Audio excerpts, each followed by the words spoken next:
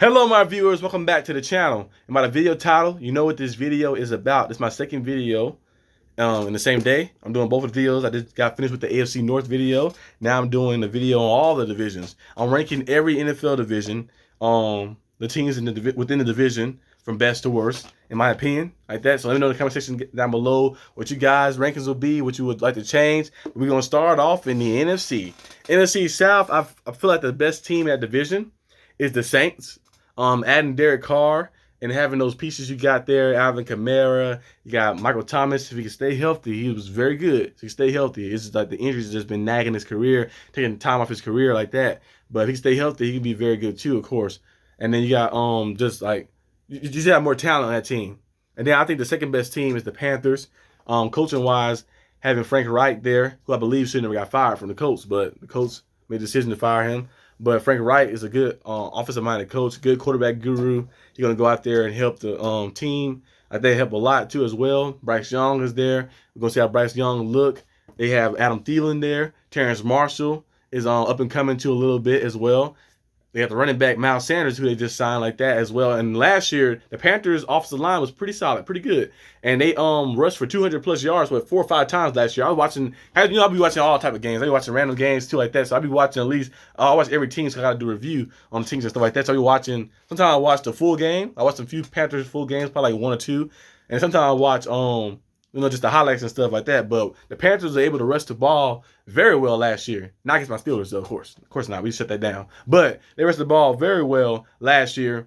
They had 200-plus rushing yards multiple times. I think like 4 or 5 times last year. They was doing a good job. And, Brian Burns is up and coming, and he's playing big-time football now. And J.C. Horn is playing big-time football, too. And he's going to try to put his name up in that top 5 list for the top cornerbacks and stuff. So these guys up and coming. They got some talent coming up. So they're going to be a good team to look out for. Falcons and Bucks, I had them both bracketed in the same spot because I really couldn't see which team was better. You look at the Bucks, they got, of course, Mike Evans, and you got Godwin. You got the guys on defense. You got, you lost. Because I believe Levante David is gone, right? I think he's gone, if I'm not mistaken. I know Devin White asked for a trade, and some other guys kind of left. So, like, the team kind of declined a little bit, and you got Baker Mayfield as your quarterback. Baker Mayfield is all right. He's all right.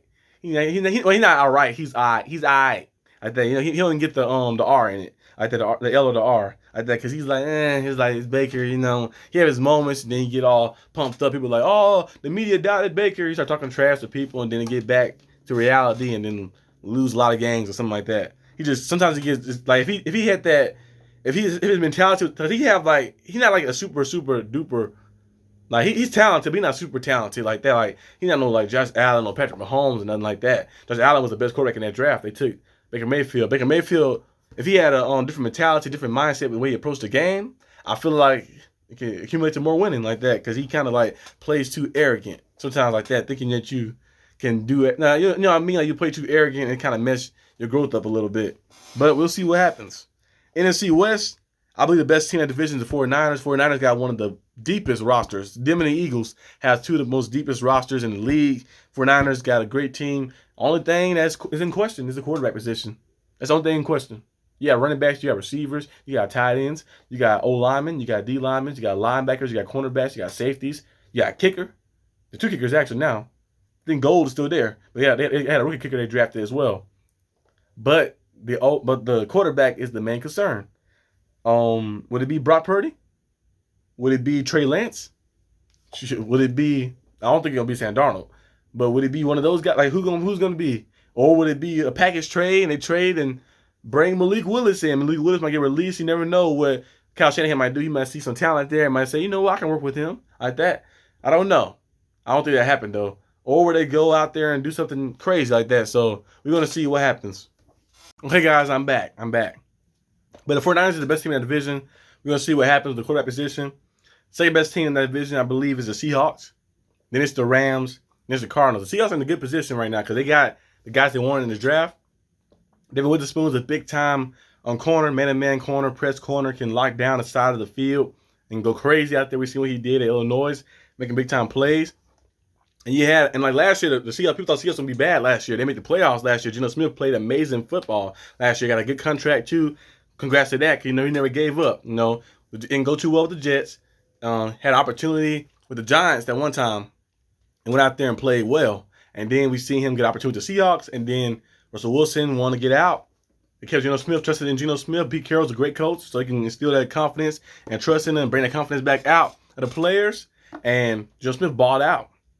And then he said, I'm not going to write them back. They wrote me off, but I didn't write back. Moving on to the next division, which is the NFC East. The Eagles are the best team in that division. The Eagles got a great quarterback in Jalen Hurts, and they also got a lot of depth. They got freaking the whole Georgia team, the Kobe Dean and Jordan Davis. I wish Jordan Davis was a Steeler so bad. I wanted the Steelers to draft him like that. But Jordan Davis, big time player as well too, the run stopper. They call him the Beast or something like that, I believe. If you got a name called the Beast, you know you're dangerous on the field like that, destroying people. And then you got Javon Carter, who's a big time steal. Who I believe, in my opinion, probably one of the best players in the draft. If not the best player in the draft. He's a big time steal. So if he turn out the way they think he's gonna turn out, man, that Eagles defense is gonna be dangerous. I think they lost Javon Hargrave. They lost him last year. He went to the Niners like that, and the Niners added even more pieces like that. And he had a big time year last year. He had 12.5 sacks, I believe. No, 11.5 sacks last year. I think it was his best of his career too, as well. But if Javon Carter emerges as the big time guy, it's gonna be dangerous. Then you got the Cowboys and Giants. I got them kind of tied for second. And Cowboy fans, you guys got to stop disrespecting Dak Prescott. I'm telling you, quarterback is a hard position to find. And I know Dak Prescott might not be, in my opinion, I don't look at him as elite. I look at him as a good quarterback. He's a good quarterback, but he's not elite. Of course, elite is like the top 5 guys like Patrick Mahomes and Joe Burrows and Josh Allen and stuff like that. But Dak Prescott's a good quarterback. He's a good quarterback. He can help you win games. We've seen him get you guys to the playoffs, and without him, we've seen what you guys looked like. And it looked too good. Of course, you're going to bring up the Cooper Rush stuff last year. Of course, he played well in that stretch right there. But if Cooper Rush is better than Dak Prescott, he would have been a starter and not a backup for 7 or 8 years. So Dak Prescott's a good quarterback, good player. He's got to steal some more stuff around and find the pieces to get over that hump like that. When you have a good quarterback, sometimes you need a lot of things around to be good because you can't just do it like when you have a Tom Brady or Patrick Mahomes or Aaron Rodgers or Big Ben or Peyton Manning. Like, it's easier when you have those guys because if stuff's not right, you can just lean on those guys and rely on them to make a big time play or a big time adjustment like that. And you're like, okay, we're not doing so good right now. But when you have a good quarterback, sometimes you need a little, everything kind of be good. You need the running game to be good, you need the O-line to be good so they can go out there and be at their best. I think Dak Prescott is one of those guys. But keep trusting in Dak Prescott. He gets you guys, I don't know about Super Bowl. You never know, though. Giants, up-and-coming team. They paid Daniel Jones a lot of money, a little too much money, and they kind of messed up the bargaining deal. You look at it a little bit because, like Daniel Jones getting paid $40 million or something like that, and then you seen Saquon Barkley. He still haven't got a contract. You like, man, I paid Daniel Jones $40 million. You know what I've been doing for this team? I've been putting my heart and soul on the line for this team, and I know I'm closer to top 5. I'm top 5 in my division, in my position. Daniel Jones not top 5 in his position. You paid him like he was top 5, so I'm gonna need to get some more money. So like, it's a good thing they got Daniel Jones back on a deal, but it's kind of a bad thing too, because like other players around like, I don't know, man. Daniel Jones got that big contract. How about I get a big contract too? Because I'm like, you pay. It's like you paid the 8th man on the basketball team who plays the role. You pay him more money than the starter? Like, come on. I'm not saying Daniel Jones is like bad and nothing like that. I feel like he's solid. He's a solid quarterback. Solid. Like that. But they kind of mess up the little like scaling a little bit like that. Because you kind of like looking at other players, the other teammates looking at like, hey, I'm top 5 in my division. In my position. I'm a big time player.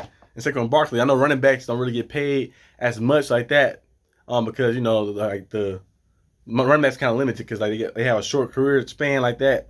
I think between like 4 or 5, they had 5 years like that, around that range of the running back span and stuff in the league. A good running back too, so they don't get paid as much the big time long term contracts. But hey, in this situation right here, you might have a little leverage.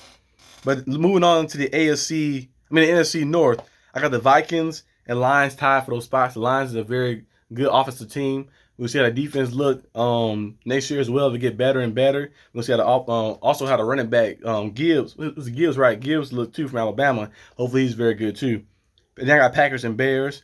And then moving on to the AFC South, I got the Jags first. Trevor Lawrence is an amazing quarterback. They got Zay Jones, Christian Kirk, Calvin Ridley's coming over there, Evan Ingram, Travis Etienne. They got a lot of depth. Like that, the defense got some pieces a little bit, but that's for the defense is not the strong suit. They more offensive side.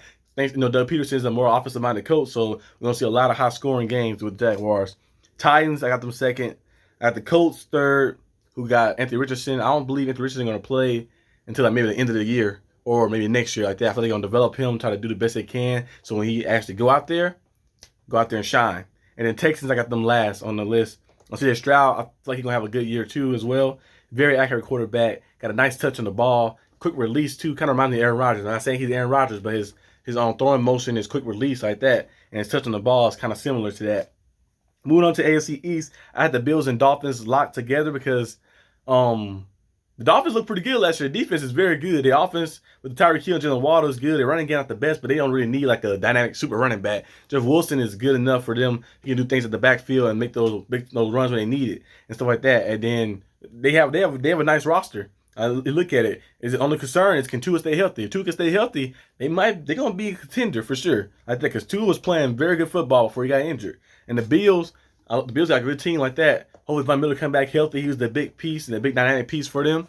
But Josh Allen got to start turning the ball over, start forcing stuff. And he's trying to carry the weight of the team on his back. Like, hey, I got to go out there and make the big time play. But sometimes he's got to lean on some of some of the teammates a little bit like that. But I think the Bills are still contenders. The Bills contenders, the Dolphins contenders. Those will be some top teams you got to watch out for. I had the Jets third on there. They got Aaron Rodgers. We're going to see how that works out and stuff. Patriots have the last on this. And then AFC West, I had the Chiefs first. It's Patrick Mahomes, of course, and Travis Kelce. Patrick Mahomes, Kelce, and Andy Reid is all you need to win. That actually rhymes. Patrick Mahomes, Travis Kelce, and Andy Reid is all you need. Then Chargers has them second. Raiders third. Jimmy Garoppolo. We're going to see how they look. Jimmy Garoppolo might not be an elite level quarterback, but in my opinion, he's a good quarterback. And he's a winning quarterback because every time he's on the field, he wins. So he's doing something right. And I had the Broncos last. And then the AFC North, I had the Bengals first. And my Steelers and Ravens tied with second. And then I had the Browns. And that's my list right there. I'm ranking every division like that. I broke down the AFC North a lot more on my previous video. So that's why I didn't break it down right here. So you guys can go see that on the previous video. But let me know in the comment section down below what you guys think and what your ranking will be. But I'll see you guys next time on the channel. Peace out.